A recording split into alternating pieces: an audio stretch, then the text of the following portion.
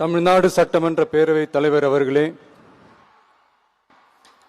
மாண்புமிகு அமைச்சர்கள்,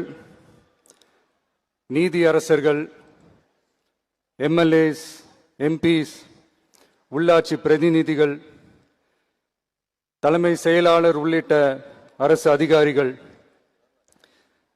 நம்ம தாய்நாட்டின்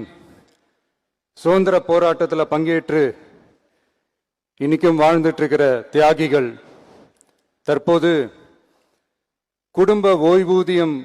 பெற்று வரும் சுதந்திர போராட்ட தியாகிகளின்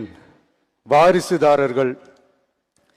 டிஜிபி உள்ளிட்ட அனைத்து காவல்துறை அதிகாரிகள், முப்படைகளை சேர்ந்த அலுவலர்கள், வீரர்கள், சிறப்பு விருந்தினர்கள், இன்னைக்கு இந்த சுதந்திர தினத்தில் கோட்டையில கொடியேற்றுறத பார்க்க வந்திருக்கிற பொதுமக்களுக்கும், இந்த சுதந்திர தினத்தை கொண்டாடிக்கிட்டு இருக்கிற என் நெஞ்சில் குடியிருக்கும் தமிழக மக்களுக்கும், மாணவ மாணவிகளுக்கும் அனைவருக்கும்